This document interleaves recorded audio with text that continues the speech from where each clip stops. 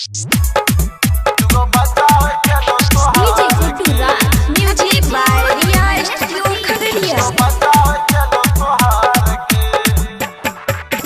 तोहर हो गेलो शादी के छौरी हमें त चियै कुमार गे। तोहर हो गेलो शादी के छौरी हमें त चियै कुमार गे। हमें त अभी पते जे छियै दुगो बच्चा हो गेलो तोहार गे। हमें त अभी पते जे छियै दुगो बच्चा हो गेलो तोहार गे।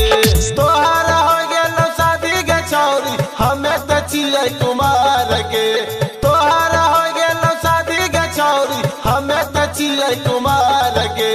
हमें त अभी पते जे छियै दुगो बच्चा हो गेलो तोहार गे।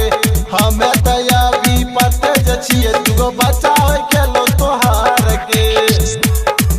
दुगो बच्चा हो गेलो तोहार लखनपुर महेश पति। दुगो बच्चा हो गेलो तोहार गे। पहले रही पातर चितर गेली चिकनाई के। दुल्हा वाला मिलो विटामिन यही से गेली फुलाई के। दुल्हा वाला मिलो विटामिन यही से गेली फुलाई के। पहले रही पातर चितर गेली चिकनाई के। दुल्हा वाला मिलो विटामिन यही से गेली फुलाई के। तो ते सुतै छी सैया के जोरे तुझे काटे छै रात हमार गे। तो ते सुतै छी सैया के जोरे तुझे काटे छै रात हमार गे।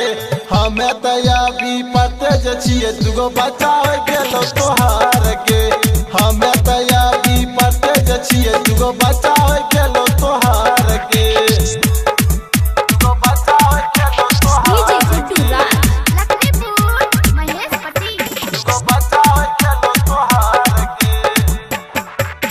राइटर रूपेश के संग में गेला तोय वजराई के। सोना लपिया सिले तोय कर ले नहीं उपाय के। सोना लपिया सिले तोय कर ले नहीं उपाय के। संजीव सुनेला संग में गेला तोय वजराई के। सोना लपिया सिले तोय कर ले नहीं उपाय के। मन में जे तोरा लगलो न लाज ते में न लगलो विचार गे। मन में जे तोरा लगलो न लाज ते में न लगलो विचार गे। हमें त अभी पते जे छियै दुगो बच्चा हो गेलो तोहार गे। हमें त अभी पते जे छियै दुगो बच्चा हो गेलो तोहार गे। तोहार हो गेलो शादी के छौरी हमें त छियै कुमार गे। तोहार हो गेलो शादी के छौरी हमें त छियै कुमार गे। हमें त अभी पते जे छियै दुगो बच्चा हो गेलो तोहार गे। हमें त अभी पते जे छियै दुगो बच्चा हो गेलो